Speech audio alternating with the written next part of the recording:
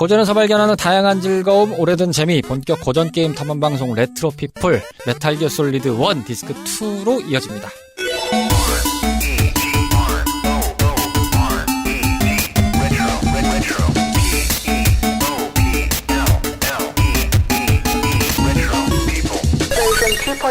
자, 레트로 피플 디스크 2로 여러분들께 인사를 드리러 왔습니다.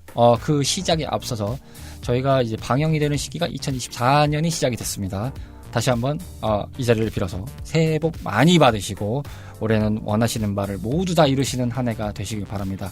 물론 건강관리도 신경 쓰시면서 모든 것들이 다 화목한 시간이 되시기를 바랍니다. 새해 복 많이 받으세요, 다들. 새해 복 많이 받으세요. 세뱃돈 주세요. 세뱃돈이요?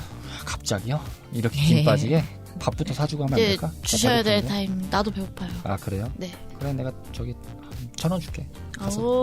나는 저렇게 1,000원까지도 안 바랬는데. 아, 그래? 네. 그러면 말아요. 말았던 말을. 사견입니다만 저희가 로그아웃 스테이지 녹음할 때 카르마 씨가 저희한테 선물 하나씩 주셨는데 그거에 답례로 저도 여러분들께 저기 기프티콘 하나씩 보내드리겠습니다. 예. 기프티콘 이렇게 주고 나는 게 좋으니까. 예. 로치 씨 질문하시는 겁니까? 팔이 뻐근하신 겁니까? 팔이 뻐근해가지고 계속 헷갈려요. 이렇게 드시는데 질문? 아닌가? 약간 뭔가 발언권을 주세요 하고 발언권을 되는 건가? 오늘따라 자세가 좀 불편한지 이리 앉았다 저리 앉았다 했더니 약간 이게 어떻게 봐야 되는 거죠? 언제 들어가야 되는 거야? 언제 빼야 되는 거야? 이런 경우가 많습니다. 맞아요. 예.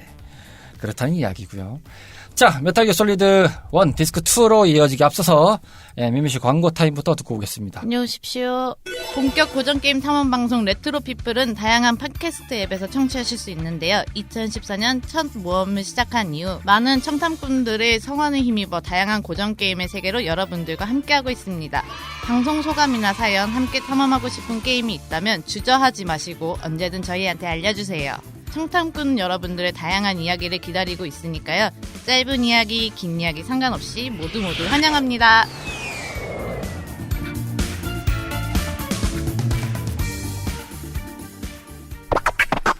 자, 레트로 피플입니다. 야, 그러잖아. 이제 2024년이 됐으면 이제 광고도 좀 녹음해야 되는데. 네. 리뉴얼 하나요? 리뉴얼 그럼 이제 다른 사람이 합시다. 아니죠. 본인이 하셔야죠. 왜죠? 칙칙하잖아. 남자 목소리 누가 듣고 싶어 합니까, 이거? 듣고 싶어요. 있기는 할 텐데, 이제, 이 정도 기간 했으면 이미 자리가 잡혔어요. 내 목소리가 뭐 강수진, 남도영 이러면 몰라. 새로운 사람이 해야 되는 여기서 누가 새로워? 아니면 저는 제안 드리는 바입니다. 바퀴벌레 같은 생명력을 이어가자는 의미에서 로치 씨 어떻습니까? 그것도 방법이. 로치 씨도 예전에 그 타 채널에서 몇 번 광고하셨는데 해보죠. 하여튼 해보긴 해볼 수 있는데. 발성 좋은 분 많잖아요. 뭐 뿌락지님이나 저희 많잖아요. 그 옆 동네 계신 분을 왜 여기까지 불러대요? 그러니까 저희 새해 목표 좀 그게 있지 않습니까? 그래도 좀 오래 가고 좀 건강하게. 그렇죠. 바퀴벌레 얼마나 건강합니까? 로치란 이름이 사실상 그 어원이지 않습니까? 야, 오래 가는 건 공감하겠는데 건강한 것까지는 공감이 안 된다. 아니, 바퀴벌레 자체만 보면 얼마나 건강하네. 아니에요. 저는 안 건강해요. 그래요. 차라리 각각 사람 다 버전별로 녹음하고 필요할 때 골라서 써요. 그게 낫지 않을까요? 전에도 그렇게 했는데 결국적으로는 댓글 쓰게 된 거예요. 왜 그러시는 여기 거예요? 그러니까 이제 아니, 그런 거죠. 댓글도 다 녹음해가지고 그렇게 한 거예요. 품질을 세 가지 뽑아봤더니 여기는 이제 납품 불량 받았고 여기만 이제 유일하게 승인 판정 받을 수 있던. 그나마 한 거지. 자, 어쨌든 사답은 여기까지 하겠고 그것도 좀 고민을 해보겠다라고 말씀을 드리겠습니다. 올해가 이제 10년 차기 때문에 저희가 할 게 많습니다. 아무튼 여러 가지 해야 돼요. 자, 그러면 이어서요. 지난 시간에 저희가 시대적인 것과 시각적인 걸 했다면 이제는 게임과 재미적인 면에서 좀 이야기를 많이 하도록 하겠습니다. 포괄적으로 게임적인 관점에서 바라본 메탈 기어 솔리드라는 주제로 여러분들께 이야기를 드리겠습니다. 그 전에 앞서서요. 이 메탈 기어 솔리드 이야기했는데 니네들 스토리 너무 지나가는 거 아니니라고 하실 수 있겠는데 스토리는 사실상 너무 길기 때문에 저희가 중간중간 섞어서 말씀을 드리겠습니다. 게다가 제 개인적인 사견입니다만 이 스토리적인 관점을 좀 풀어서 설명하기에는 솔리드 스네이크 사가에서는 메탈 기어 솔리드 4 얘기할 때가 오히려 더 딥하게 들어갈 수 있다고 판단이 됩니다. 네. 그게 그 메탈 기어 시리즈라는 모든 프랜차이즈를 정리하는 이야기이기 때문에 그때 얘기를 하면서 연결하는 게 납득이 돼서 사실상 그냥 오늘의 스토리는 중요 대목만 좀 설명하는 걸로 해서 넘어가는 걸로 하겠습니다. 게다가 이거 사실 스토리 얘기 제대로 하려면 저 메탈 기어부터 해야 되더만요, 저거. 네, 이게 되게 이어지는 스토리라서. 옛날 지금 어디서 찾을 수 있어요, 그 게임? 근데? 뭐요? 메탈 기어 솔리드 4요? 아니요, 메탈 기어. 메탈 기어요? 그 덱이 사실 마스터 컬렉션에 있잖아요. 아, 뭐 하신 거예요? 단어로 되고 있는 또 저는 우주 차원을 넘어서 아주 그 그냥. 게임 메탈 기어 솔리드 앞에 1만 열심히 죽어라 팠는데요. 메탈 기어랑 메탈 기어 2 솔리드 스네이크 있어요. 그렇게 아니, 해서 나온 거예요. 뭐가 많이 좌르르 깔리더라고. 그러니까 있어요. 예. 다운 콘텐츠로 아마 기본 제공될 텐데 받으시면 돼요. 있어요. 여러분께서는 여러 가지 주제가 짜르르 흘러가고 있는 레트로 피플 메탈 기어 솔리드 원편을 따라하지 청취하고 계십니다. 말래요? 관심 좀 갖자 이겁니다. 니마. 일단 나는 그게 좀 그랬어요. 그래요. 항상 뭐 그랬던 거죠. 게임적인 면에서 메탈 기어 솔리드 누가 먼저 얘기하시겠습니까? 제가 먼저 해도 돼요? 네, 하세요. 갑자기 저요 그랬더니 정적이 흐르기 때문에. 아니, 지난번에도 할 거 비밀 없는 사람부터 말씀하신다. 했잖아요. 그러니까 없는 사람부터 했지 뭐. 그래요. 제가 없으니까는 할게요. 이때 약간 오픈월드 게임이구나라는 생각을 했어요. 그 옛날에 오픈월드 게임 같은 느낌? 야, 약간 그 느낌이죠. 이게 오픈월드까지 아니고 그 전 단계를 우리가 뭐라고 설명을 해야 되죠? 요즘 시대에서. 세미 오픈? 세미 오픈 정도. 세미 근데 약간 제가 볼 때는 그라운드 제로 정도 크기 같아요. 맵 크기로 보면. 그게 이제 기술이 좋아지고 워낙 표현할 수 있는 맵 구도가 많아지다 보니까 그런 건데 그게 궁금하긴 해요. 이게 메탈 기어 솔리드 4에서 네 번째 챕터에 보면은 이 섀도우 모세스를 다시 가는 기계 있거든요. 그래서 거기 가서 메탈 기어 레이랑 고장난 메탈 기어 렉스랑 대결하는 씬도 있어요. 굉장히 네. 좀 상징적인 건데 그러면서 다시 이제 그 당시의 그래픽으로 구현된 섀도우 모세스가 나오거든요. 되게 좀 추억이 많은데 궁금해지긴 해요. 요즘 기술로 만약에 지금 이제 가장 디폴트라고 볼 수 있는 마지막은 팬텀 페인인 거잖아요. 팬텀 페인 정도의 기술력으로 섀도우 모세스를 구현했으면은 얼마나 넓었을까라는 생각은 드는 거죠. 그러니까 데스 스트랜딩 정도의 기술력을 했다면 아, 그럼 너무 넓을 것 같은데, 그거는. 진짜 막말로 하늘만 안 날 뿐이지 여기저기로 진짜 다 갈 수 있었던 것 같아요. 꽤 많죠. 예, 오히려 더 여러 가지의 이제 요소들이 더 들어가겠죠. 지금 그때로 봐지면은 보통의 관점에서는 그 루트가 좀 정해져 있잖아요. 그 루트가 정해져 있고 그 루트 또한 들어가는 입구도 뭐 개구멍이 A냐 B냐 뭐 이런 루트 정도가 있는 데도 있고 아니면 뭐 그냥 그 정식 문으로 나가는 거냐 아니면은 앞서 디스커션에서 말씀드린 대로 이제 버그를 통해서 넘어가는 거냐 뭐 이 정도가 있을 텐데 벽을 뚫는 남자. 요즘 기술로 리메이크가 된다고 하면은 좀 어떻게 개발할지 모르겠지만 좀 더 요소가 많지 않을까. 근데 이제 그 답이 아마도 그 메탈 기어 솔리드 델타 나오는 게 좀 포인트가 되겠죠. 뭐가 나온대요? 뭐가 나와요? 그 메탈 기어 솔리드 3의 리메이크가 나옵니다. 네, 그게 이제 메탈 기어 솔리드 델타라는 이름으로 붙어서 나오는데 에이, 기대 안 된다. 델타였나? 하여튼 뭐 그런 게. 국장님 또 하겠네 그거. 근데 저는 모르겠어요. 이게 어떻게 나올지 모르겠습니다. 지금 얼리얼 엔진 5로 개발된다고는 들었거든요. 그리고 이제 코나미에서 개발된다고 하지만 정확하게는 되게 유명한 외주 개발사가 있습니다. 그 외주 개발사랑 협업해서 하는 식으로 아마 지금 제가 볼 때는 그 외주 개발사가 아마 버추어스 뭐라고 하는 회사로 개발한데 근데 오히려 외주라고 하니까 신뢰가 가네요. 그 외주사에서 약간 외주라고 예. 하니 더. 세계 최고 회사 코나미가 아니라 네네네네. 외주라니. 전 조금 기대해보셔도 되지 않을까요, 그러면? 이 버추어스라는 회사를 참고로 이게 좀 얘기 드리면 이 회사가 작진 않습니다. 임직원 수가 2,500명에 거대한 회사고요. 본사가 싱가포르였지만 지사가 꽤 많습니다. 뭐 서울에도 있고 샌프란시스코, 로스앤젤레스, 뭐 더블린, 몬트리올, 파리, 리옹, 도쿄, 상하이, 청두, 뭐 밴쿠버, 호치민, 쿠알라룸푸르 등등해서 여러 군데로 이렇게 지사가 있어서 여기서 이제 공동 개발도 하고 외주 개발을 전문으로 받기도 하고 이렇게 하는 외주 전문 업체입니다. 코나미의 메탈 기어 남아있는 개발팀이 감수 정도 하는 느낌입니다. 사실상.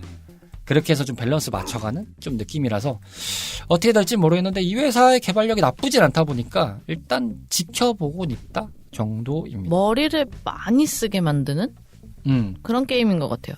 그 초반부터 좀 친절하지가 않은 게임이어서 저는 사갖고 오는 내내 공항 가는 길 타고 오는 한국까지 오는 길에서 저는 그 설원을 열심히 달렸답니다. 아, 엘리베이터에서 내려서. 올라와서 그 설원 첫 번째 씬. 네.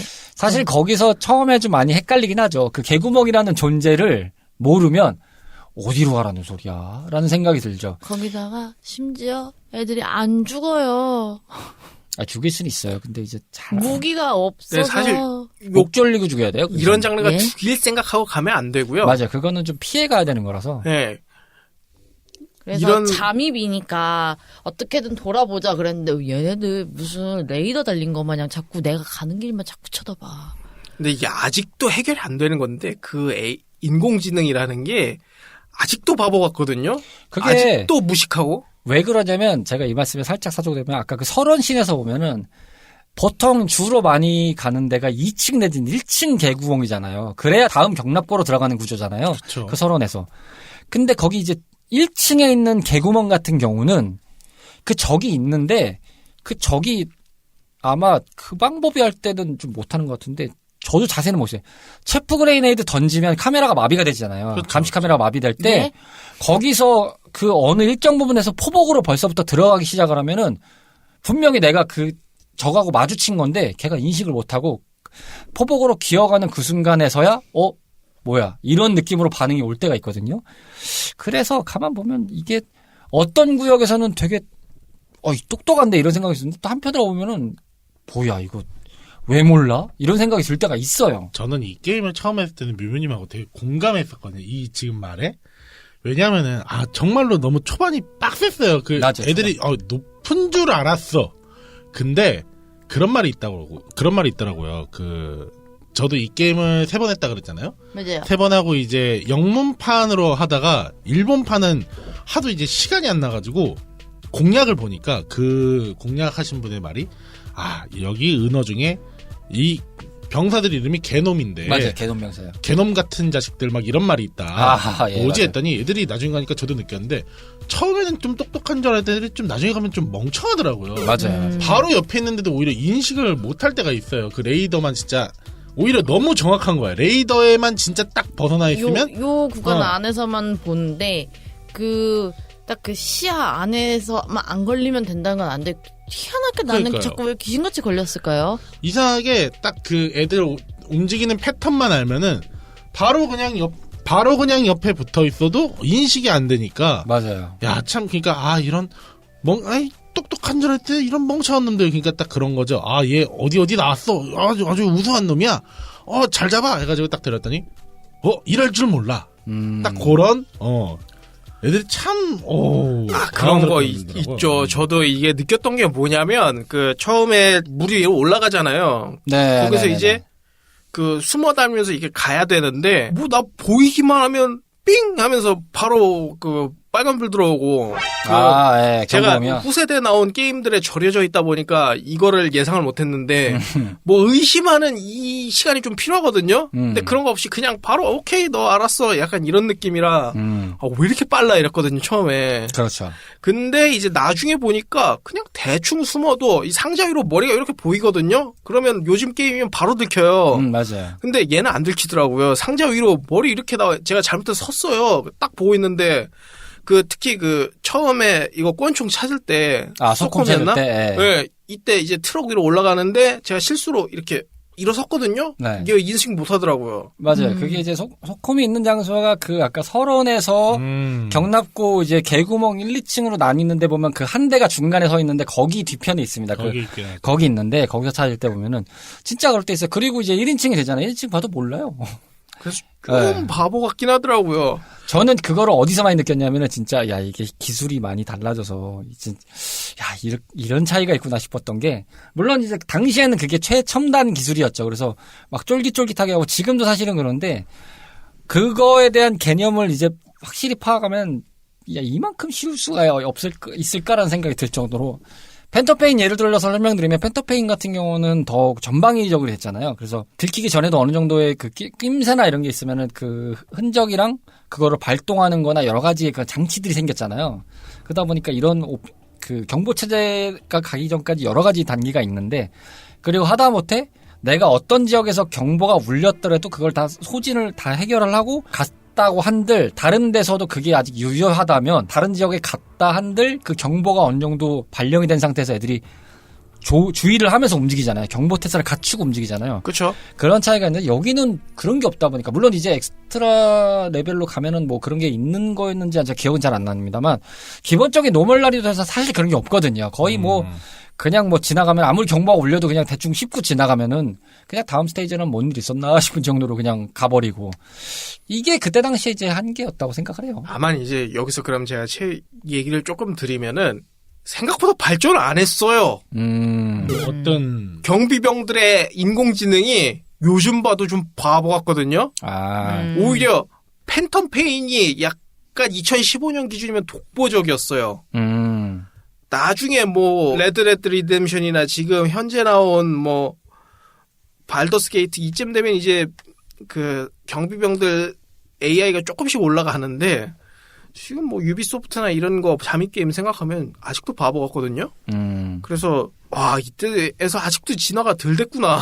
근데 저는 여기서 한 가지 할 말이 있는 게 이게 어쩌면 제작자의 의도일 수도 있어요. 그럴 이 수도 있겠죠.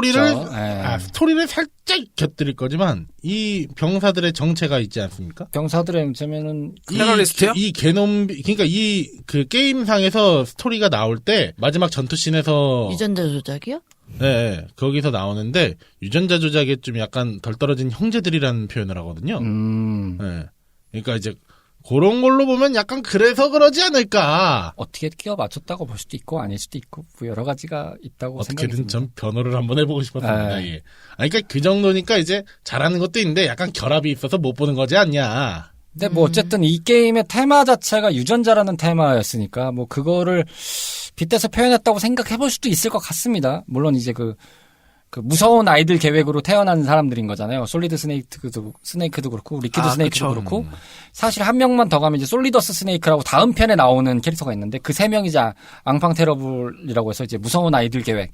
이거는 이제 메탈 기어 솔리드 3를 넘어가서 거기 이후의 작품이 되면은 이제 그 관련돼서 이제 뭐 제로랑 이런 사람들이 엮어가지고 뭔가 프로젝트를 진행하는 그런 얘기까지 발단이 돼서 나오는 얘기이기 때문에 너무 길어지기 때문에 일단은 너무 길어요. 예, 여기까지만 설명을 드리고 뭐 그렇기 때문에 유전자라는 그 테마는 굉장히 메탈 기어 솔리드에서는 좀 중추를 다루고 있는 이야기라고 생각을 합니다. 이제 1편 같은 경우는 아예 그 자체가 관통되는 스토리이기도 했고 뭐 그렇다는 생각이 들고 저는 좀 번외적인 얘기로 약간 그 재미적인 걸 하면은 이 게임에서는 좀 약간의 그 특유의 코믹 요소라고 볼 수도 있고 약간의 비기 요소들을 좀 적극적으로 심어놨다는 것들이 기억에 남아요. 예를 들면은 아마 가장 많은 분들이 그 기억에 남으시는 것들이 보스전을 생각해 보시면은 여러 가지가 있는데 일단 사이코맨티스 보스전을 생각해 보면 제일 많죠. 블랙아웃이 되는 씬이라든지 블랙거아웃 막 하면은 이제 비디오를 히데오라고 표현해가지고 잠깐 이제 그 정전하면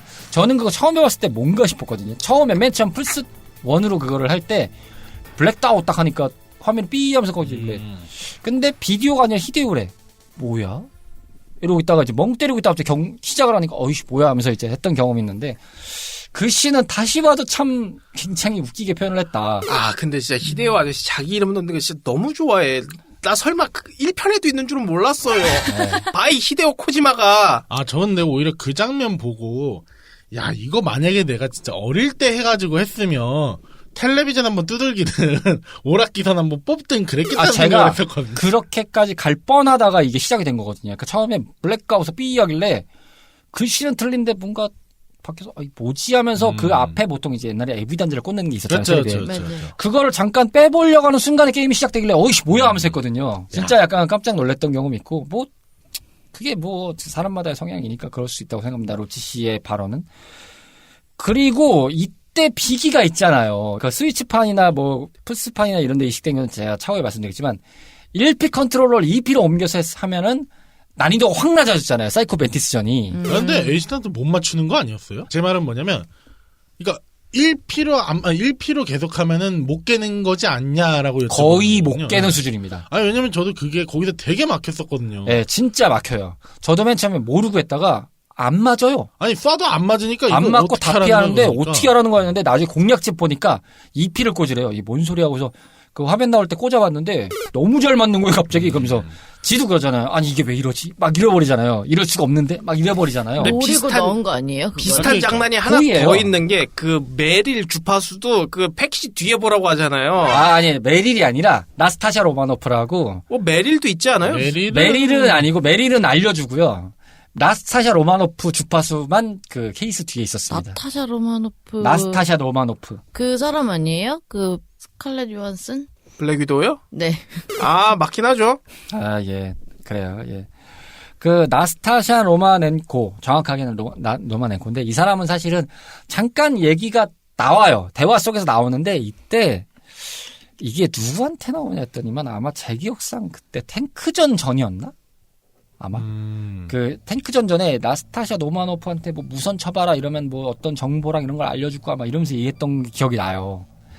근데 그 주파수 정보를 안 알려줘요. 보통은 다 알려주거든요. 근데 안 알려주는데 이걸 이제 아니면 먼저 걸려와서 내가 알거나. 근데 나스타샤 로마넨코는 안 알려주고 안 걸어요. 무전을 쳐야 되는데 이 무전 정보가 예전 PS1 때 나왔던 CD 케이스 뒷면에 있었습니다. 거기에 스크린샷으로 떠 있거든요. 그래서 그 정보를 보고 알아야 되고 인테그랄 때도 마찬가지지만 그 스크린샷만큼은 살아 있었거든요. 그러니까 정품 사란 소리죠. 약간 그런 게 있었죠. 어떻게 보면은 그때 당시에 빅이 아닌 빅일 수 있어요. 뭐 그것도 한편에 머리를 잘 썼다라는 방법 같아요. 근데 이제 모르고 지나갈 수도 있어요. 사실은 마치 파판 세븐 때 빈센트 맞아요. 그냥 모르고 지나가면 그냥 깰 수도 있잖아요. 모르고 그렇죠, 지나갈 수도 있는데 알고 나면 좀 더 도움은 된다라는 느낌이었죠. 그래도 빈센트는 뒤지기라도 하면 찾을 수 있었는데 그렇지. 아 이것도 뒤지면 찾을 수는 있죠. 아 그렇죠. 예. 찾을 수는 있어. 주파수 처음부터 끝까지 다 하면 그렇죠. 140부터 시작하면은 한 어우야. 진짜 10.5위까지는 계속 당겨봐야 되니까 1.5위까지 계속 당겨봐야 되니까 하여튼 빡셌을 텐데 뭐 어쨌든 그렇게 해서 좀 진행했던 게 있다. 뭐 그런 비기가 있고 제일 대표적인 것도 하나가 그 사이코 맨티스는 확실히 많았는데 그 메모리 카드 읽기 신공이 있었죠. 그 메모리 카드 읽기 신공은 뭐였냐면은 메모리 카드를 읽어요? 당시에 이제 그 처음에 사이코 맨티스가 나왔을 때 나는 너의 마음을 읽을 수 있지. 맞아요. 이게 거짓말 같나? 자, 너의 성격을 알려주면 하면서 처음에 얘기하는 부분은 아마 그때까지의 플레이 성향이 반영된 정보를 알려줘요. 몇 개의 문항으로. 마치 이제 그 혈액형 특정 같은 느낌으로 구분해놓고 이제 어떤 형태로 많이 했냐. 얘가 사람을 많이 죽이면서 갔냐. 아니면 뭐 잠입으로 많이 갔냐. 아니면 뭐 빨리 하는 편이냐. 아니면 섬세하게 하는 편이냐. 이런 정보를 좀 모아서 얘기해주는. 아, 이 시리즈 맨날 그런 거 너무 좋아해. 심지어 만약에 데이터를 세이브 안 하고 가면은 넌 생각이 없구나 그러면서 그러니까. 그렇죠. 그 다음에 이제 두 번째로는 이게 거짓말 같나 너의 성향을 알려주자면서 그때 당시에 이제 플스1은 메모리 카드를 썼었으니까 그 메모리 카드에서 다른 게임들은 모르겠지만 코나미에서 발매했던 게임들의 정보가 있으면 그거를 기반으로 몇 개의 유형이 있습니다. 그걸 해서 이제 알려줍니다. 뭐 우와. 대표적인 거에서 많이 나온 거는 뭐 유형 여러 가지인데 코지마 히데오 게임들 뭐 두세 개가 모여 있으면은 너는 뭐 코지마 감독의 게임을 좋아하는군. 뭐 이렇게 얘기를 해주고 또 거기에 이스터에그 하나 들어가죠. 그 코지마 감독 목소리가 잠깐 나옵니다. 뭐 이츠모 아리가또 뭐 이렇게 얘기하는 게 잠깐 또 나와요. 아, 저기 어디야? 저기 우리나라에 그 유명한 그 게임 만드시는 개발자 아저씨 있잖아요. 금강선? 그 되게 유명한 사람 있잖아요. 그 김택진? 맞아요. 그분이랑 좀 비슷한 느낌인데요? 근데 그분이 오시면 하여튼 뭐 모르겠습니다. 하여튼 그런 식으로 얘기하는 것도 있고 뭐 연애 시뮬레이션은 뭐 연애 시뮬레이션을 좋아하는 건 뭐 슈팅 게임을 좋아하는 건 뭐 이렇게 읽어줘요. 이 얘기가 나와서 드리는 말씀인데 이게 PC판으로 이식됐을 때는 이 요소는 삭제가 됐었습니다. PC판이 이제 메탈 기 솔리드 발매되고 나서 마이크로소프트랑 크로싱 계약으로 해서 마이크로소프트 측에서 이식을 해줬었는데 물론 이제 여기서 좋았던 거는 해상도가 거의 2배 이상 업데이트가 됐고 업스케일링이 됐고 여기에 이제 좀 쉐이딩 효과도 잘 들어갔었습니다만 이런 야리꼬리 요소는 좀 빠졌습니다. 다 빠졌고 그래서 이제 블랙아웃 딱 할 때 원래는 이제 까만 화면이 나와야 되는데 거기에 그냥 기본 화면 그 배경에서 잠깐 프리징이 되는 걸로 멈추든. 네, 그리고 이제 그 대사도 다 빠졌다고 알고 있고 뭐. 지금 이제 마스터 컬렉션을 어떻게 하시면 되냐면은 이 마스터 컬렉션의 메탈 기어 솔리드 1에 들어가시면은 그 옵션 항목에 그러니까 게임을 시작해서 옵션이 아니라 진입하기 전에 이제 뜨잖아요. 그래픽으로 떠 있는 그 게임. 스타트를 이제 뭘로 할 거냐를 고르고 나서 이제 그 메탈 기어 솔리드 1이 불러와지는 구조인데 그 불러와지기 전에 메뉴에서 옵션을 들어가시면 이 메모리 카드를 불러올 수 있는 기능이 있습니다. 아, 그래요? 네, 이거를 넣어줬습니다. 이식해줬던 회사에서. 그래서 코나미사에서 그때 당시에 발매됐던 그 메모리 카드 데이터들이 다 들어가 있습니다. 그래서 그걸 다 복사로 이렇게 넣으시는 걸 하시고 나서 그 사이코 맨디스 전에 들어가시면 그 이제 대사가 다 나옵니다. 해보셨어요, 그렇게? 해봤죠? 그랬더니 얘기해줘요? 해줘요. 예. 네, 그렇게 다 해주고 참고로 이제 그 EP로 바꾸는 컨트롤러 신공은 그 게임 상에서 이제 잠깐 포즈가 아닌 옵션을 불러오는 포즈 메뉴가 있습니다. 거기서 누르시고 나서 거기서 이제 옵션을 바꾸시는 게 있습니다. 그래서 컨트롤러 설정을 EP로 바꾼다는 걸로 교환을 하시고 다시 게임에 그렇죠. 이제 시작을 하시면은 EP 컨트롤러 이제 저희는 바뀐겠지만 시스템상에서는 EP 컨트롤러 바뀐 기준으로 게임이 됩니다. 그래서 이제 난이도가 확 낮아지는 거죠. 그렇게 해서 하시게끔 재현은 돼 있는데 아마 이제 제가 지금 처음에 말씀드렸던 첫 이식작으로 볼 수 있는 PC판의 경우는 요게 다 삭제가 된 걸로 제가 알고 있습니다. 아, 그래요? 네네네. 아무래도 PC에서 컨트롤러 1, 2를 그때 당시 생각에는 하기가 힘들었겠죠. 그렇죠. 아무래도 키보드 예. 마우스뿐인데. 그리고 아니, 사실은 좀 숨겨진 요소가 좀 신박하잖아요. 이 컨트롤러를 바꿔서 처리를 이 단순한 걸지 몰라도 지금 만약에 말하면은 아니 그때도 지금처럼 중간에 해가지고 컨트롤러 부분만 딱 바꾸게끔 해도 되지 않느냐라고 할 수 있는데 그냥 그걸 넣어줬다 안 넣어줬다로 하다 보면은 근데 그거를 맨 처음에 누가 먼저 바꿔서 해봤을까? 근데 그게 또 그것도 있어요. 왜요? 아까 공략집을 보셨다고 했는데 사실 무전 한 통화 때리면 됩니다. 그럼 알려주던데요? 그래요? 네. 아 무전상에도 맞아 힌트 줘요. 예, 그러니까 이 게임은요 제가 봤을 때는 무전을 안 때리면 안 되는 게임이에요. 맞아요. 그 무전상에서 되게 계속 얘기해야 되는 거예요? 쓸데없이 예, 예. 하다 보면은 이 무전량이 많긴 한데 의외로 잔 정보들을 엄청 줘요. 그 대령님 있잖아요. 아, 대령님이 예, 정보 캠벨. 다 줘요. 아 맞아요. 그때 오. 바로 블랙아웃 들어간 다음에 시작할 때 무전으로 때리면 노하우를 줘요. 스네이크 어. 지금 빨리 EP 컨트롤러로 바꾸게 그래야 돼. 하면서. 갑자기? 그런 이제 게 나와요. 설명을 해줘요. 이제 생각을 그러니까 EP를 해야 된다. 그러니까 갑자기 또 총을 맞으니까 이게 뭐야 이러면서 좀 황당했었죠. 진짜 이 그렇죠. 게임 대사량 진짜 어마무시하다니까요. 야, 텍스트가 진짜 어마어마해요. 아니 정말 앞에 시작을 해야 되는데 안 끝나는 거예요. 얘네들 말이. 그렇죠. 그래서 끝나나 보다 했더니 다른 누가 또 무전을 걸어? 또 그래서 거기서 또 한 10분 넘게 말을 하는 거예요. 저희가 이 게임은 아마 마스터 컬렉션 2편 나오고 나서 좀 오랜 시간 뒤에 하겠지만은 말씀드렸던 메탈 기어 솔리드 4 보시면 엔딩만 30분 넘어갑니다. 아우. 제가 그걸 다 봤습니다. 다 해봤는데 실제 게임 분량은 없고 컷신이 더럽게 깁니다. 근데 한편으로 이해되는 거는 그 모든 지금까지 있었던 메탈 기어 사가를 다 거기에서 정리를 하려면 그 내용을 그쵸 떡밥 뿌리고 있었던 이야기랑 뭐 지금 벌어지는 상황이랑 이런 걸 다 정리하려면 이해는 됩니다. 그래서 이해는 돼요 한편으로는. 이 타임라인이 1917년이에요. 그러니까 그게 시작을 거듭해서 가면은 엄청나게 이뤄진다는 거죠. 예. 사실 이 메탈 기어 솔 저는 이 매기솔 1을 딱 하면서 느낀 거지만 얘는 도대체 액션을 가장한 미연식 게임 아니야 이 생각이 좀 많이 들었거든요. 아 그거 신박한데 진짜 일리 있는 말이에요. 왜냐하면 아니 아까도 말씀드렸잖아요. 그 주파수가 전 처음에 이거 그냥 세이브만 하면 되고 뭐 있을 필요가 있어 이랬거든요.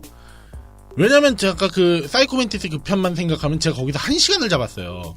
로치 씨는 아실 거예요. 제가 약간 아까 왜 이 게임의 오토 조준 그 있잖아요. 네네. 그 뭐였죠? 저한테 맨 처음에 그 라오어 하기 전에 재밌다고 본인 되게 좋아하시는 게임 있잖아요. 라우어 전에. 언차티드요? 언차티드 할 때 자동 조준을 추천해줬는데 제가 그걸 안 했어요. 라우어 에임이 자동 조정되는 거야? 네, 라오어 때도 그거 자 끄고 하고 그랬었는데 그래서 이 게임은 근데 약간 필요해가지고 안 하면은 너무 안 돼서 하기는 했는데 그때도 말씀하셨듯이 이게 컨트롤을 안 바꾸면 안 맞아. 맞아요. 예, 안 그래서 맞아요. 그걸 깨겠다고 1시간 동안 진짜 하다가 진짜 한 번은 너무 이게 열이 받다가 우연히 그냥 무전을 봤는데 무전을 본 것도 아니에요. 정확히 말하면 무전을 보긴 봤는데 이게 샷건이라고 하죠. 나도 이게 나왔는데 그 샷건 말고 이 키보드 키보드 샷건을 하셨는데 무전화면으로 연결이 돼서 갑자기 거기서 얘가 말하는데 처음에 짜증이 막 나서 안 들릴 법했는데 이게 왜 나와 이래가지고 갑자기 이제 뜬금없는 정보를 주니까 이게 뭔 소린가. 진짜 그때만 생각하면 되게 잔재미가 많은 게임이에요. 근데 미연씨라는 게 좀 이해가 된 게 약간 그 캐릭터마다 밀당도 좀 있어요. 계속 말을 해야 된다 이거죠? 그거 제가 재밌는 요소 하나 기억나는 거는 메리리한테 무전을 해가지고요. 세이브 할 거냐 물어보잖아요. 네. 세이브 하실 거예요? 이렇게 물어보잖아요. 그럼 세이브 안 한다 하면은 설명해주고 막 가요. 이걸 5번 하잖아요. 네. 그럼 메이링도 그 이후부터는 말을 안 합니다. 말 말 안 하고 세이브 할 거냐 말 거냐 이 마크만 나와요. 나도 해볼걸. 개 짜증난. 세이브를 하잖아요. 얘 말이 왜 이렇게 많아? 아니 세이브를 하면 보통 같으면은 그래 수고해 뭐 아니면은 방금 말씀 그냥 아예 얘기를 안 하거나 그냥 딱 거기서 끝인데 얘는 무슨 뭐 중국 속담, 뭐 명언 막 이런 거 얘기해 주니까. 오히려 이럴 때 조심해야 된다. 뭐가 있다. 등잔 밑이 어둡다. 네, 맞아요. 툭툭 던져줘. 아니, 전 짜증나서 그거 다 스킵했거든요. 마스터 컬렉션만 그런지 모르겠는데 스킵 되길래 스킵 다 했거든요. 뭐 그럴 수도 있고요, 충분히. 캐릭터마다 질투 서사도 있어요. 그 사이코멘티스인가 그때 끝나면 뭐 캠벨한테 전화하잖아요. 대장 메리는 무사하다. 막 이렇게 하는데 그때 또 나오미가 보면은 왜 그 여자를 보호하려고 하죠? 왜 지키려고 하죠? 나 이 당신은 얘기 뭐- 인터넷에서 읽었던 것 같아. 뭐 당신은 그런 거에 관심이 없었지 않나 하면서 약간 그게 코드가 보면 질투심인가 그런 이제 그런 얘기가 좀 나오고 있는데 이제 캠벨이 자르죠. 그만 얘기하지. 뭐 스네이크는 저기 뭐 그런 거에 대한 아픔이 있어. 막 그러면서 얘기해서 나오미가 더 이상 말을 안 하는 경우도 있고 그런 텍스트 지문들에서 보면은 그 말씀이 진짜 이게 미연신가? 라는 느낌이 좀 들기도 하고 그리고 애시당초 클리어를 하려면 캐릭터들한테 호감작을 안 하면 또 안 돼요. 그게 메리라고 나중에 메리라고 오타콘하고 둘 중 하나 고르는 거예요. 또 보면은 그러니까 보통적으로 하면은 메리를 고를 확률이 있는데 나중에는 오타콘하고 탈출하는 경우도 있어요. 그 고를 수 있어요. 거기가 딱 분기점이잖아요. 저기 왜 스나이퍼 울프전이 끝나고 나서. 맞아. 잡혔을 때 이제 전기 고문을 하는 씬이 있어요. 커먼 베이비 마냥 이제 한 가지 버튼 연타해가지고 버튼. 맞아요. 예, 진짜. 거기서 이제 스토리상에서 하면서 이제 하는데 버튼 눌러야 이제 체력이 계속 차요. 그러면서 맞아요. 이제 넌 강인한 남자고 막 이러면서 막 그 박사가 계속 이렇게 박사였나? 아니 오셀롯이었을 거야 아마. 그랬나? 예. 거기서 한 명이 계속 찝쩍대요. 맞아요 오셀롯. 근데 이제 거기서 포기를 하면 이제 루트가 갈리죠. 포기를 하냐 버티겠냐. 맞아. 그 버티는 루트가 있다. 맞아. 그게 그냥 안 버티고 그냥 안 누르고 죽으면은 게임 오버 뜰 때 보통은 이제 뭐 스네이크 다이조브 뭐 스네이크 막 이렇게 얘기하잖아요. 근데 이제 그때 그렇게 해서 그걸 안 누르고 죽으면은 대사가 달라집니다. 리퀴드가 그래요.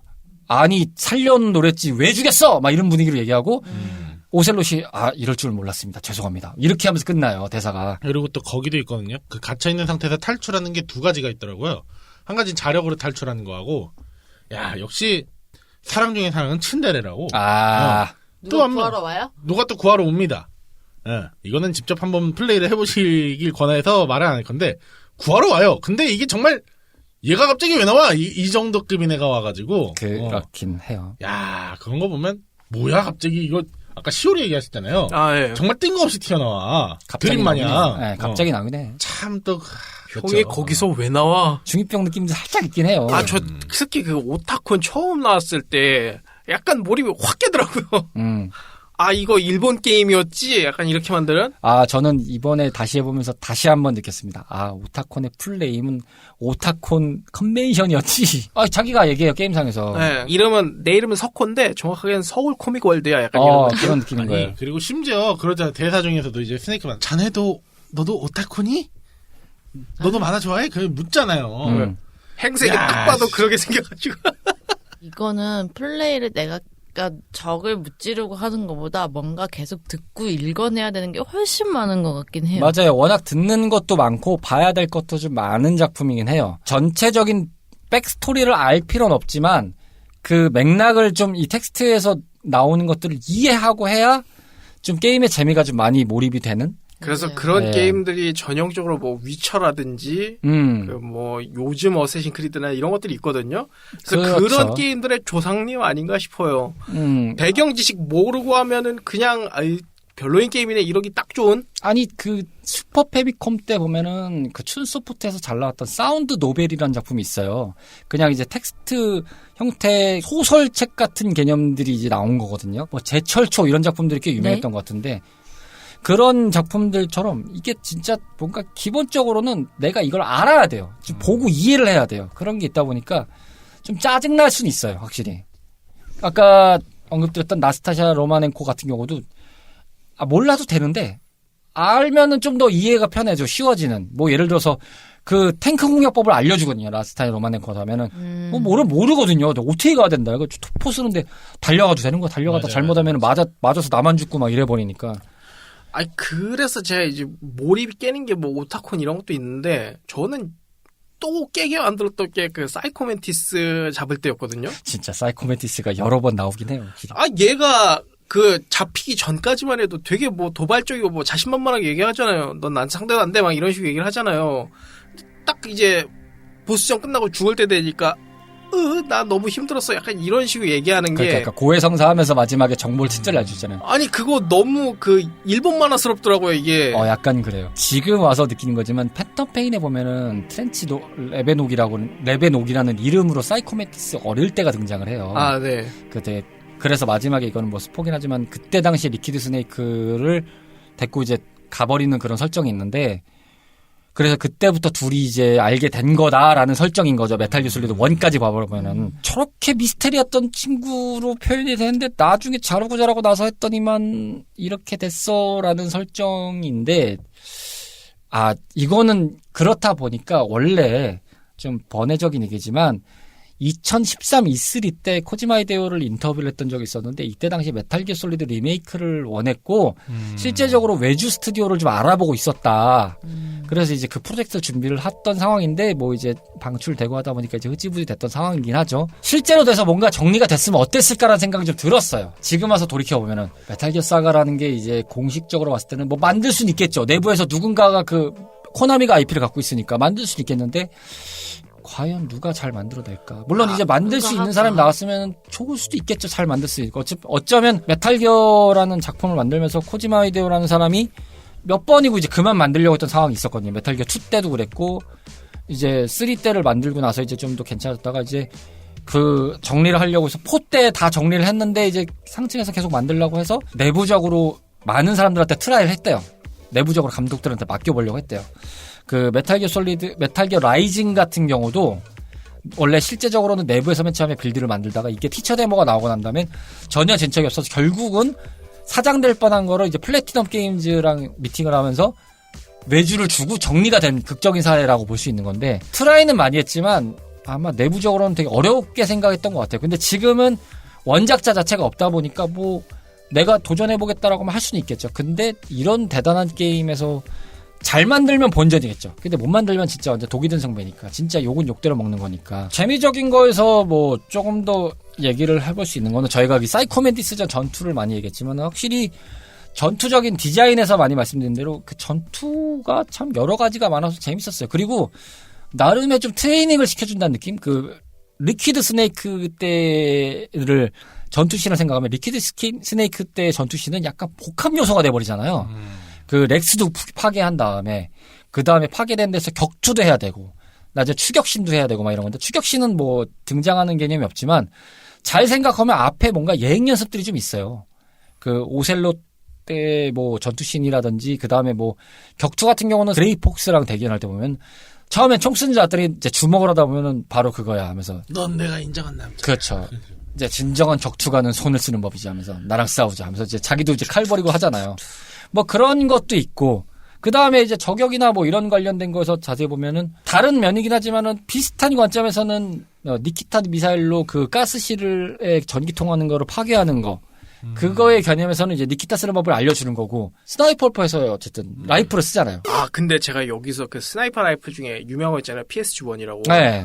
근데 이게 사실 2010년대 중반 넘어가면 안 쓰이거든요. 왜냐면 이게 거의 단종되기도 했고 워낙에 좋은 총들이 많이 나오다 보니까 그렇죠. 요즘엔 거의 안 쓰이는데 여기서 보니까 되게 오랜만에 보니까 반갑더라고요. 왜냐면 이제 당시에는 이 총기 라이센스라는 개념들이 많이 없었어가지고 그렇죠. 원래 그때 90년대 후반 2000년대 초반은 사실 라이센스라는 개념이 부각이 안 될 때잖아요. 요즘에는 그러다 보니까 진짜 총기 같은 경우는 라이센스를 다 따서 오시는 분도 있고 워낙 이쪽이 많이 발달해서 아니면 이제 우회하죠. 우회해서 만들죠. 총기를 비슷하게요? 약간 디자인을 대표적으로 바꾸죠. 배틀그라운드가 그렇게 하죠. 아니 뭐 그쵸. 메탈 기어 솔리드 팬텀페인도 약간 디자인을 바꿔서 만들었죠. 네. 결국은 다. 이게 어쩔 수 없이 총기 라이센스 매우 비싸거든요. 엄청 비싸요. 그리고 그 효과나 이런 것도 다 살려야 되고 하다 보니까 네. 배보다 배꼽이 더 들어가죠. 그래가지고 약간 우회해서 만든 병기들이 좀 많은데 네. 생각보다 반갑더라고요. 이게 병기도 진화하다 보면은 형태가 많이 바뀌거든요. 맞아요. 옛날 모던 워페어 1에서 지금 최신 나오는 콜 오브 듀티 보면은 쌍안경도 이거 2개짜리였다가 4개, 4쌍 요렇게 해가지고 요렇게 나오는 거 있거든요. 맞아요. 그래서 엄청 많이 달라집니다, 이게. 그러니까 오리지널에서 느낄 수 있는 감성을 좀 느낄 수 있는 장치였죠. 네. PSG는 참 오랜만에 봤던 저기 저도 이번에 하면서 야, 진짜 오랜만에 본다. PSG 하면서 이제 했던 기억이 나는데. 근데 제 개인적인 평가입니다만 만약에 이 게임 시리즈 마음에 안 드는 게 있다.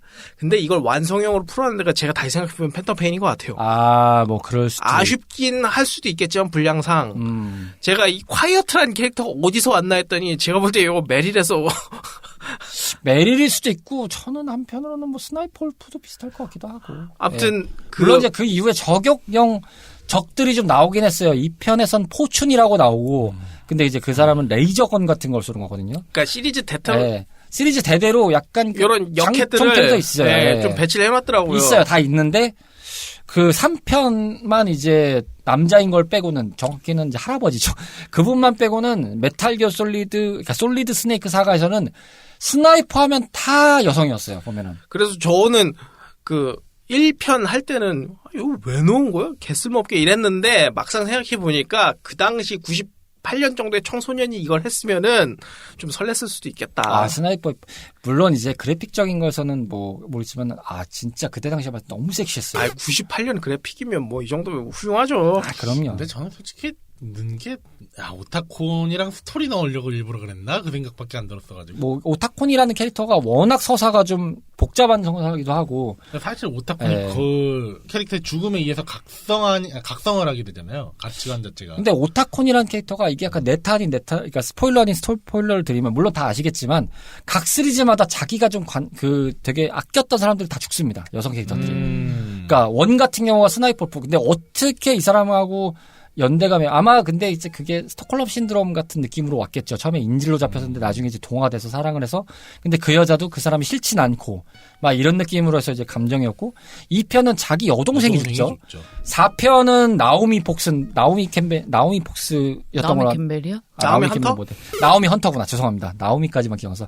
나오미 헌터랑 썸씽이 있었습니다. 그리고 사실 개발 단계에서 씬에서도 둘이 이제 키스씬까지 있던 거는 기억하는데 그 같이 이제 탈출한 다음에 원래 개발에서는 둘이 이제 관계를 맺는 씬까지 넣으려고 하다가 너무 난이도가 이제 그 수위가 높아져서 뺐다고 합니다. 근데 이제 결국은 나오미도 죽죠.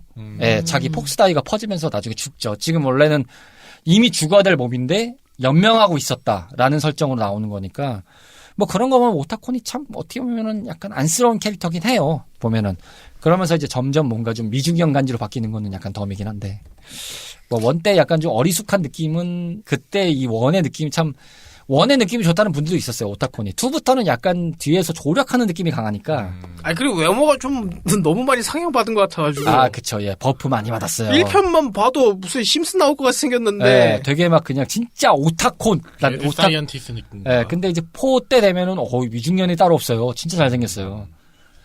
뭐 어쨌든 그런 얘기입니다. 뭐 오타콘은 아시겠지만은 이 게임의 배경이 되는 메탈 기어 렉스를 만든 장본인으로 나오는 이제 설정입니다. 물론 그의 아버지 때에는 이제 아버지 때에서 나오는 이야기들도 있습니다. 그게 팬텀페인 이제 이전의 이야기들에서 좀 꾸며지는데 기구한 운명이 있던 캐릭터였다. 어떻게 보면 진주인공은 오타콘일 수도 있어. 그리고 이게 어쩌면 약간 화자 같은 느낌이라고 해야 되나? 뜬 소문이긴 한데 이게 메탈 기어 3라는 얘기를 이제 아까 들렸었던 이제 전 디스크에서 얘기를 드렸는데 한편으로는 이제 어떤 이들은 이걸 메탈 기어 2의 리메이크로 보는 분들도 있더라고요. 이런 걸 하고 싶었는데 못했던 거를 이렇게 만들었다. 좀 설정을 바꾸면서 만들었다라는 느낌에서 꽤 일리가 있는 것 같아요. 뭐 발칸 레이븐 같은 경우도 뭐 보면은 뭐 그런 느낌도 좀 있고. 발칸 레이븐을 생각해보니까 진짜 오랜만이네. 근데 진짜 그 탱크전이 전 개인적으로 보스전이 제일 허무했거든요. 그 구멍만 잘 맞춰서 그레네이드 던지면은 딱 3번 만에 죽거든요. 잘못 맞추면은 데미지가 덜 나는데 2번, 3번이면 진짜 끝나요. 그냥 깔끔하게 끝나요. 그래서 참 허무하기도 했고. 그래서 매기솔 1 보스전이 생각보다 이게 워낙 자원이 많이 들어간 게임이다 보니까 좀 조잡해 보일 때도 있긴 해요, 이게. 맞아요. 나중에 뭐 4나 5 정도 되면 안 그런 것 같은데. 비슷하긴 해요. 근데 사실 좀 비슷한 면은 있어요. 4가 집대성은 됐긴 있는데 저는 개인적으로 지금 와서 이제 접했으니까 느낀 거지만 5 때 느낌을 4에서 구현했으면 정말 재밌었을 것 같아요. 오히려. 이게 엔진 같은 경우는 더 있는데 일부 지역만 60프레임이 가능했고 그게 가변으로 떨어지면 거의 15프레임까지 떨어졌거든요. 기본이 30이었어요. 보면은. 근데 뭐 요즘 세대 이제 마스터 컬렉션 2에 나올 확률이 크니까 나오긴 하면은 그래도 60까지는 올려주겠지라는 생각이 드는 거죠. 아, 근데 스위치판에서 60프레임 지원 안 되는 건 좀 아쉽긴 하더군요, 진짜. 야, 스위치인데 이게 그래도 메탈 기어 솔리드 2 때면 야, 그래도 60까지는 할 수 있었을 건데. 그래서 저는 이제 스위치 후속작 기대해 봅니다. 뭐 그거는 아직 뭐 먼 얘기니까 뭐 내년쯤 발표할 수도 있겠죠. 네. 갑자기 막 이제 오타콘 얘기를 해가지고 오타콘에 대해서 쭉 보고 있었는데 이 친구 할아버지가 오펜하이머예요? 아니 뭐 비슷하게 연기가 돼 있는데 모르겠습니다. 정확한 설정을 제가 본 적은 없어서. 쭉 보고 있는데 뭐 대충 비슷할 수는 있겠네요. 할아버지가 맨하튼 계획 참가자고 히로시마 나가사키 원폭 투하로 이것을 후회하고 있었기 때문에 핵을 싫어한다라고 나오거든요. 아니 오펜하이머는 아닐지 몰라도 그 프로젝트에 참여했던 1인 중에 하나일 수는 있겠죠. 그래서 네. 보다 보니 오펜하이머인가? 너무 오펜하이머라고 지정을 해버리면 너무 그건 실제 역사랑 연결이 되는 거니까 아마 이제 그 프로젝트에 참여했던 어느 한 사람이 후손이 오타콘이다. 그러면서 얘가 그런 재능을 이어받았기 때문에 천부적인 재능을 가졌지만 핵병기를 만들었던 거다라는 설정이겠죠.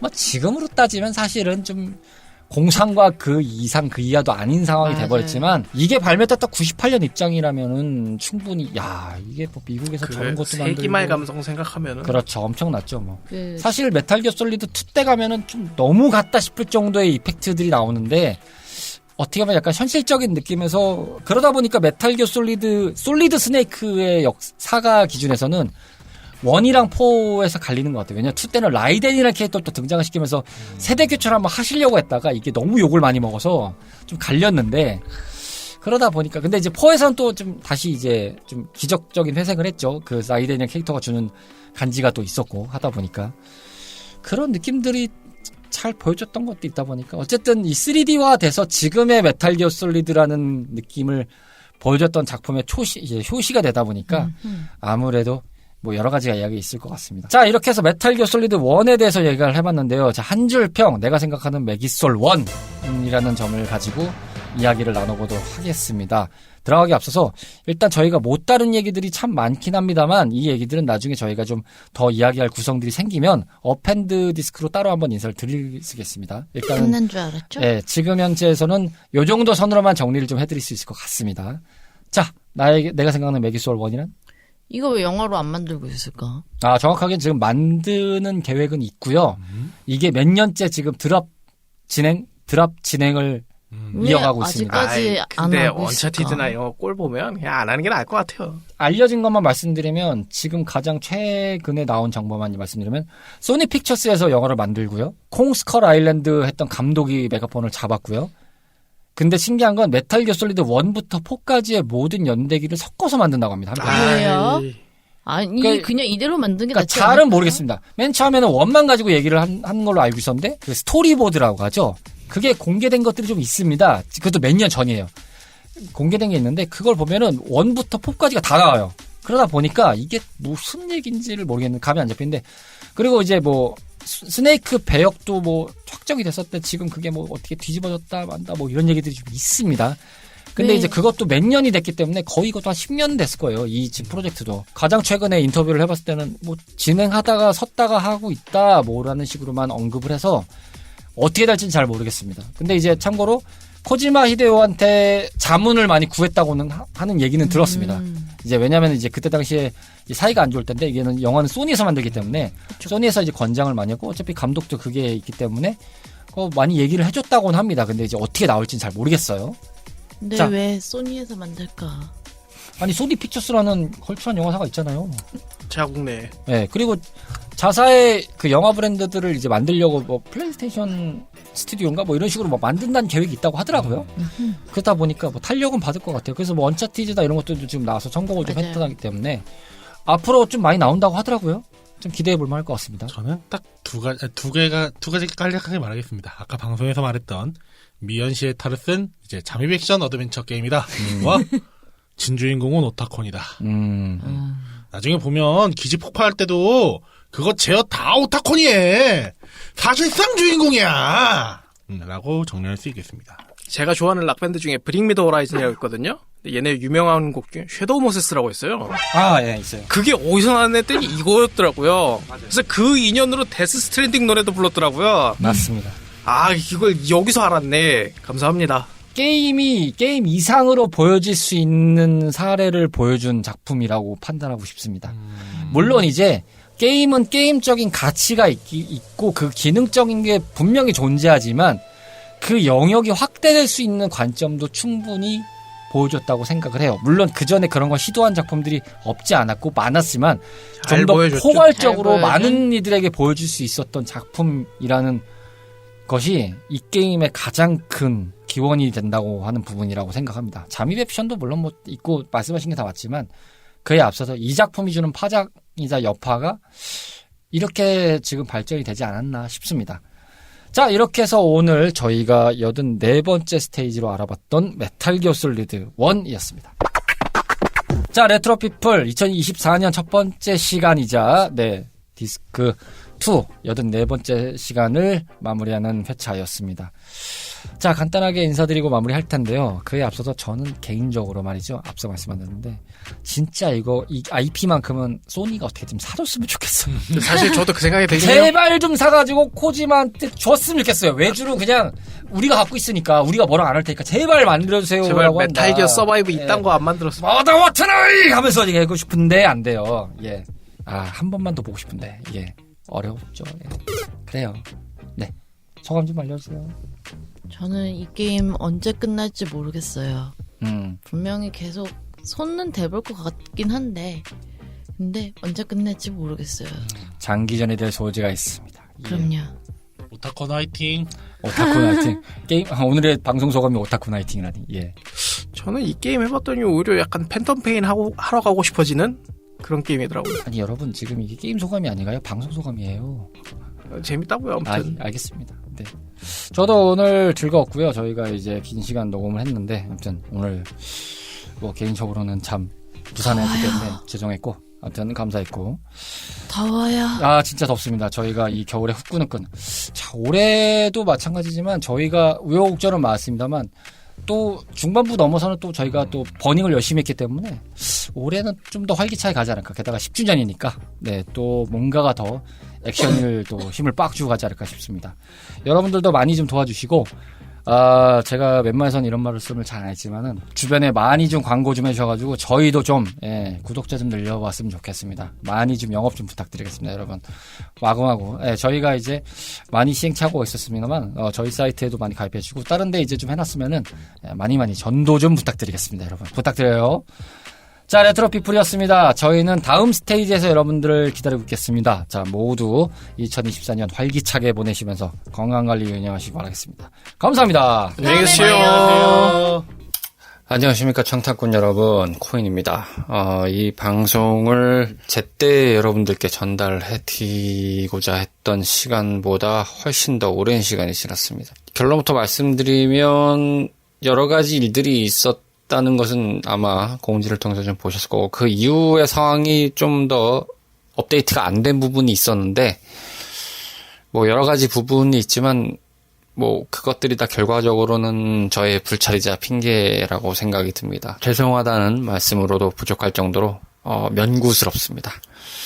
그리고 좀 부끄러운 얘기를 하자면은 사실은 이제 방송을 진행해 오면서 제가 타 채널에서는 좀 한번 언급을 했는데 번아웃 아닌 번아웃이 조금 왔던 상황이었습니다.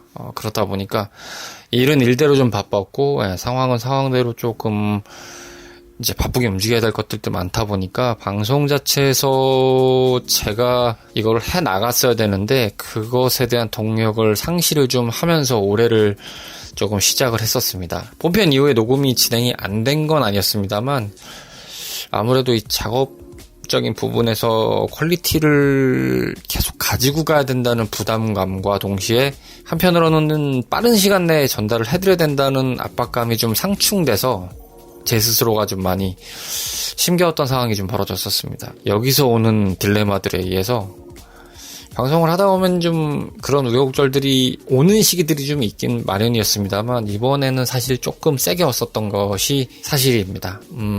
그래서 잘 안 됐습니다. 편집을 진행하는 것 자체가 쉽지가 않았습니다. 그리고 한편으로 여러분들께서 반문하실 수 있는 게, 그렇다면 이제 편집하시는 분들이 이런 분들이 있다고 하지 않았냐라고 하시겠지만, 저희 이제 크루분들 중에서 이제 편집을 도와주신 분들은 지금 아예 손을 떼신 상태가 됐고, 이제 그게 안 좋다는 문제보다는 그분들의 생업이 너무 바빠지고 그 생업에 몰입을 해야 되실 상황이 좀 벌어졌던 것이다 보니까 제가 어떻게 좀 더 도와달라고 말씀을 드리기도 뭐한 상황이었습니다. 그래서 지금 CHRP 전 채널들은 제가 제 손에서 편집을 다시 처음처럼 이제 작업을 하는 상황이었는데, 그것들이 좀 순차적으로 이루어지지 않은 상황이었고요. 그렇다 보니까 뭐 타 채널은 아마 공지가 나갔던 부분에서 보셨을 수도 있겠지만은 여러모로 좀 딜레마도 많았고, 기획에서 준비를 해서 새롭게 런칭해야 될 것들도 있는데 그것들도 더딘 상황이고,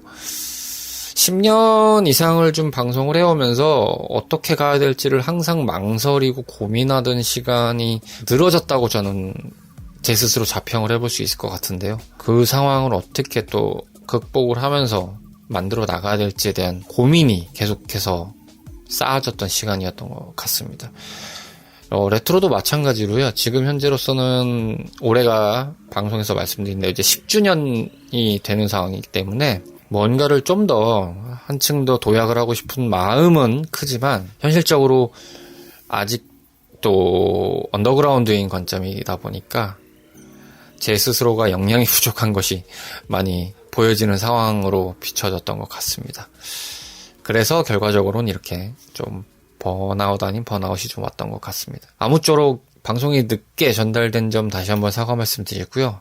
1차적으로는 방송을 멈출 생각은 없습니다. 그 정도는 아니라는 게 저의 개인적인 생각이고, 또 다른 진행자들도 바쁜 상황이긴 하지만 의욕은 충만하기 때문에 늘 제 스스로한테 되뇌이는 말이긴 합니다만, 저만 잘하면 된다는 생각을 하고 있습니다. 네, 다른 주변 사람들은 다 잘하고 있기 때문에 제가 잘하면 된다는 생각을 하고 있습니다. 지금까지 같이 함께온 크루들의 노고를 폄훼하지 않기 위해서라도 저만 스스로 좀 더 정신 차리고 정신줄 붙잡고 잘해야 된다는 생각을 좀 하고 있습니다. 아무쪼록 그렇다 보니까요, 방송이 뭐 단시간 내에 다시금 뭐 활기차게 또 여러분들을 계속 꾸준히 찾아뵙겠습니다라는 말씀은 좀 드리기 어렵습니다만, 그럼에도 꾸준히 뭔가는 좀 하겠습니다라는 제 스스로의 반성문 아닌 반성문으로 여러분들께 이 말씀을 드리면서 오늘 레트로 피플의 스테이지를 마무리를 좀 하려고 합니다. 아마 이 방송 후에 다음 에피소드가 좀 궁금해지실 상황이실 수도 있을 것 같은데요. 일단 다음 스테이지는 잠시 쉬어가는 상황으로 하이테크를 준비했습니다. 예, 갑자기 왜 하이테크냐 하실 수 있는데, 이 녹음 이후에 저희가 녹음을 진행했던 게 있었는데 번뜩한 상황이었고, 요걸 빨리 쳐내야 되겠다는 상황이 들어서 일단 이 녹음은 다 맞춰놨고 편집은 1차적으로 마무리가 되었습니다. 그래서 아마 후편집까지 작업을 하는 거는 금방 여러분들께 전달을 드릴 수 있을 것 같고요. 잘 추스리면서 차분히 한 발자국씩 다시금 저희 레트로 탐험꾼들과 함께, 그리고 저희 크루분들과 함께 한 걸음씩 느리더라도 꾸준히 걸어갈 수 있는 용기를 한번 가져보도록 하겠습니다. 번번이 죄송하다는 말씀만 드리게 돼서 거듭 사과드립니다. 자, 즐거운 하루 되시고요. 저희는 다음 스테이지 하이테크에서 찾아뵙도록 하겠습니다. 감사합니다.